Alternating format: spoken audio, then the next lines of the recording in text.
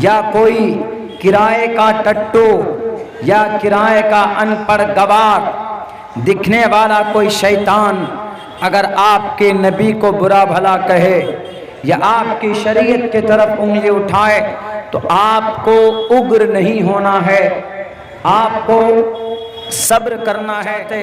कभी कोई आपके कुरान से आयत निकालने के लिए पिटीशन दाखिल करता है तो कभी कोई प्रॉफेट मोहम्मद रसूलुल्लाह को पहला जिहादी। उन गुरुओं को मैं कहना चाहता हूँ जो किताब पढ़े बगैर गुरु बन गए, जो अपने शास्त्र का अपना विचारण किए बगैर वो गुरु बन गए, कि आप अपने खुदाओं को खुश करने के लिए इस तरह की बातें और गलत तशरीह मत किया करो कि हिंदू मुस्लिम भाई भाई, ये मुसलमान का नारा नहीं, ये सिर्फ हिंदुओं का नारा।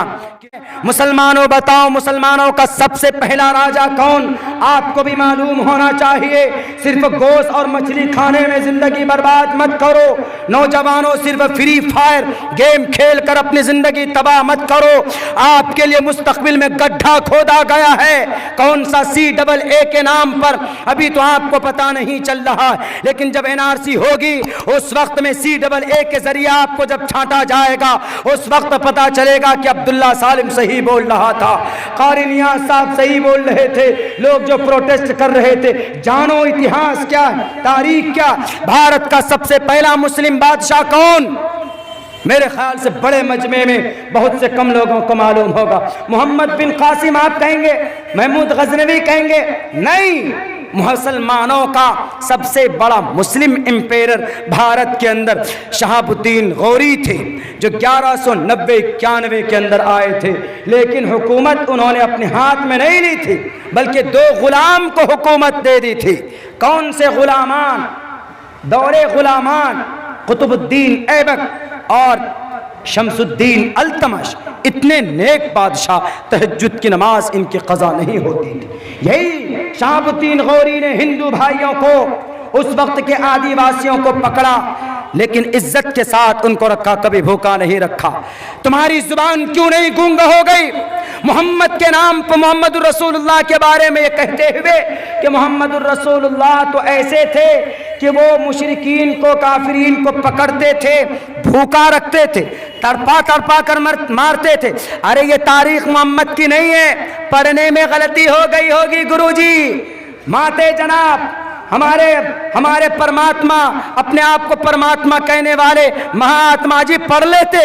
ये तारीख हिटलर की थी, जर्मन का हिटलर। ये तारीख उसकी थी कि कैदियों को पकड़कर गैस के चैम्बर में डालकर भूखा रखता था। 6 करोड़ यहूदियों को तड़पा तड़पा कर किसने मारा? हिटलर ने मारा, मोहम्मद ने नहीं मारा। बल्कि मोहम्मद रसूलुल्लाह ने सबसे पहली और बड़ी जंग कौन सी लड़ी? अगर आपको एतराज है, आओ मैं तुम्हें बता देता हूँ। मोहम्मद रसूलुल्लाह ने सबसे बड़ी जंग लड़ी, जंगे बद्र। असीराने जंगे बद्र 70 से कहीं ज्यादा कौन मुशरिकीन मक्का गिरफ्तार हुए। और देखो इस्लाम के अंदर मसावात कितनी, बराबरी कितनी, इस्लाम के अंदर अदालत है, इस्लाम के अंदर बराबरी, इस्लाम के अंदर कमी बेशी नहीं, संतुलन है। चाहे बाप हो, चाहे बेटा हो, चाहे बेटी हो, कोई भी हो, सबके लिए बराबर फैसला होता। जंगे बद्र में सहाबा किराम ने मैदान बद्र से कुछ मुशरिकीन को, कुफ्फार को पकड़ कर लाए, यानी वो कैदी बन गए। तो पता है उनमें कौन थे? उनमें अल्लाह के नबी के चचा हजरत अब्बास भी थे।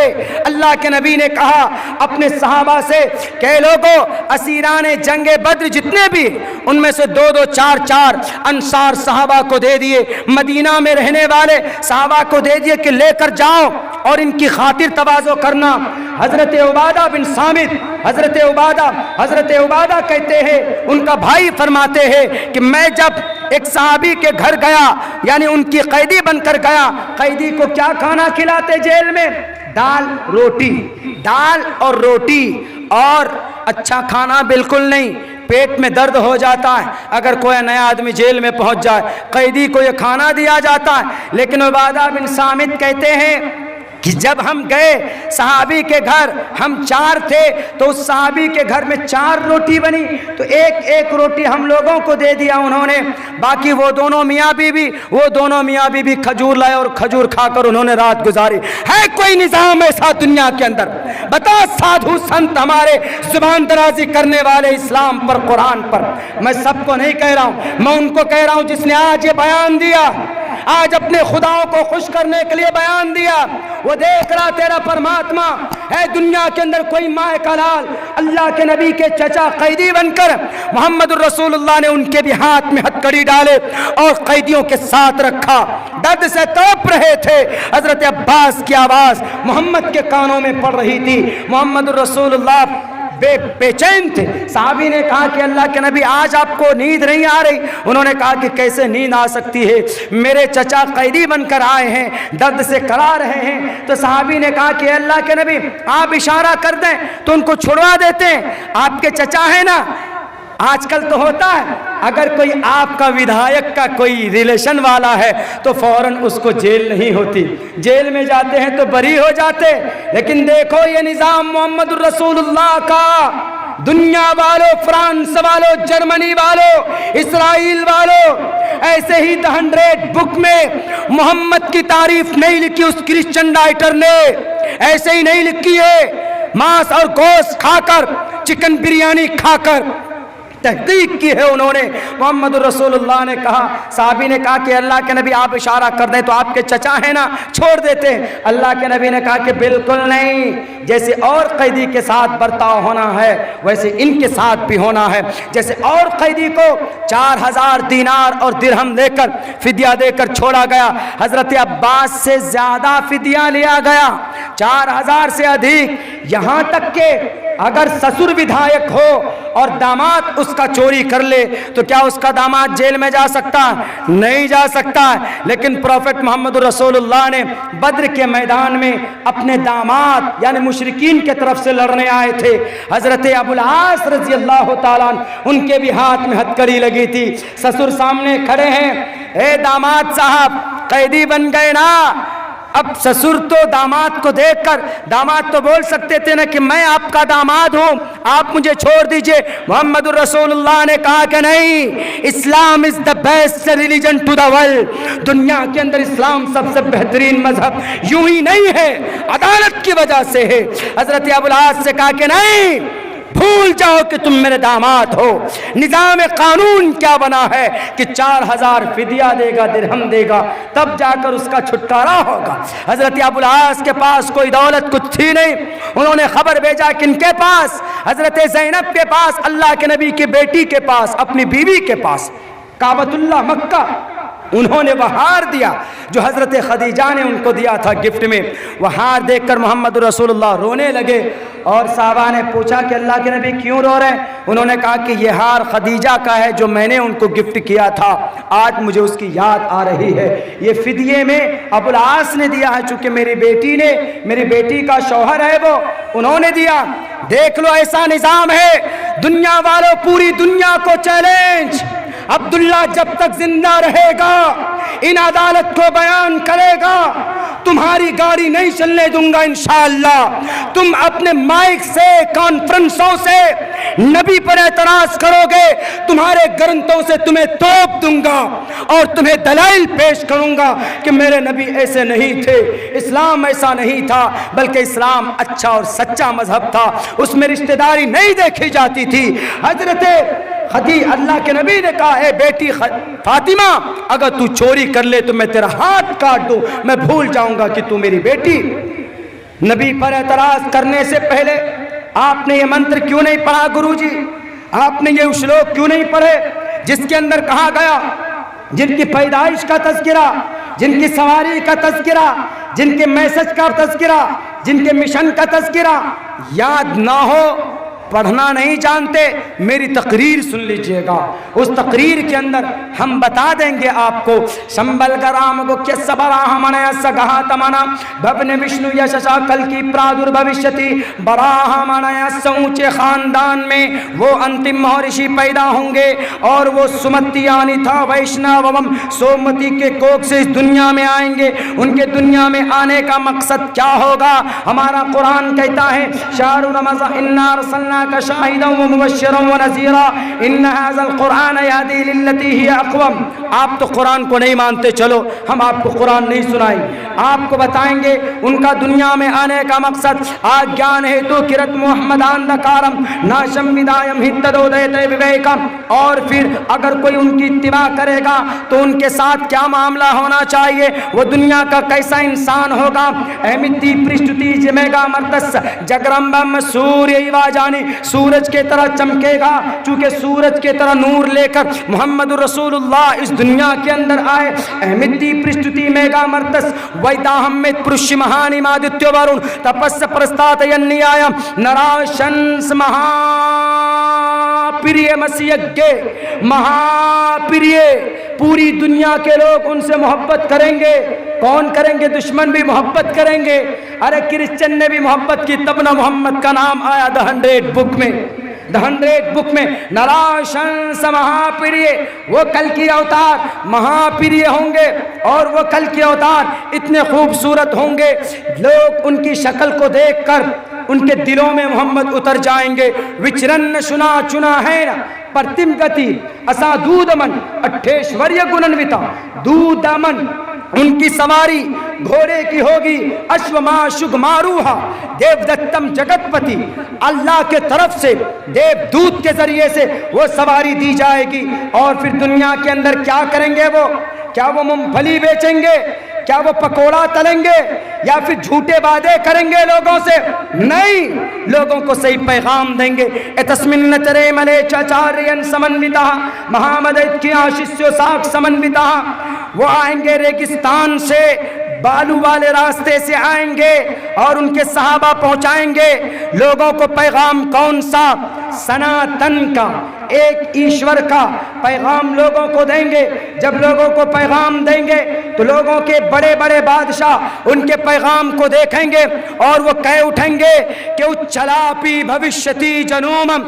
मैं गंगा नहाकर ऊंची आवाज सुनकर मैं आया हूं। मैं आपके हाथ में हाथ रखकर मैं I want to convert my religion, मैं अपने धर्म को बदलना चाहता हूं। उठाओ हमारे गुरुजी, आप राजा भोज की तारीख उठाओ। शक्कुल कमर के वाक़े को देखकर राजा भोज ने सफर शुरू किया था। कहाँ का? अरब का। वहां पर जाकर इस्लाम को कबूल किया था।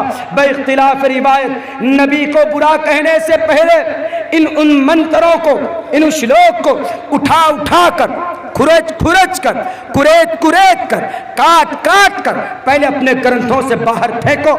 इनके अंदर किनका तज़किरा? नबी का तज़किरा। इनमें किनका तज़किरा? मोहम्मद का तज़किरा। लेकिन नहीं, अपने खुदाओं को खुश करने के लिए अनाप शनाप बात शुरू कर देते हैं कि मोहम्मद रसूलुल्लाह तो आए इस धरती पर, वो हमारे हिंदू भाइयों को कैदी बना कर रखे, उनको तड़पा तड़पा कर मारा और उनको घरों के अंदर भूखे रखते थे, तड़पाते थे।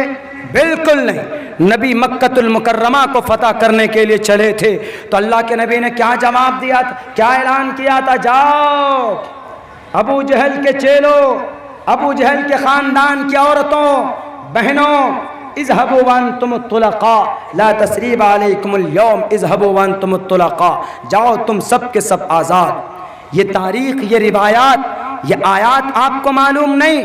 सिर्फ एक आयत, ला यत्तखिज़ुल मुमिनूनल काफ़िरीन औलिया मिन दूनिल्लाह वजाहिदू फिल्लाहि हक़्क़ जिहादी अल जिहादु माज़िन इला यौमिल क़ियामा। ये सब सिर्फ पढ़कर क्या साबित करना चाहते हो?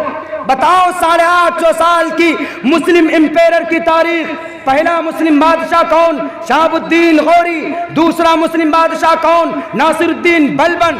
तीसरा मुस्लिम बादशाह कौन? जलालुद्दीन अकबर। चौथा मुस्लिम बादशाह कौन? मोहम्मद तुगलक। पांचवा मुस्लिम बादशाह कौन? तैमूर लंग। छठा मुस्लिम बादशाह कौन? बैलुल लूदी 7वां मुस्लिम बादशाह कौन? आपको मालूम होना चाहिए, बाबर। बाबर 1526 में आया। बाबर ने ही 300-350 साल हुकूमत की। बाबर के ख़ानदान ने, बाबर के ख़ानदान को ही मुग़ल साम्राज्य बोलते हैं, बाबर के वंश को मुग़ल बोलते हैं। लास्ट मुस्लिम बादशाह कौन? आपको पता होना चाहिए मेरे भाइयों, नौजवानों। अगर पता नहीं है तो पता कीजिए, मोबाइल की दुनिया से निकलो। हम घूमते हैं भारत के अक्सर इलाकों में। अभी हम उड़ीसा, बंगाल, वो हल्दिया, वो दीघा जो बिल्कुल समंदर का इलाका है, समंदर की ठंडी हवाएं पहुंचती, वहां तक पहुंचे।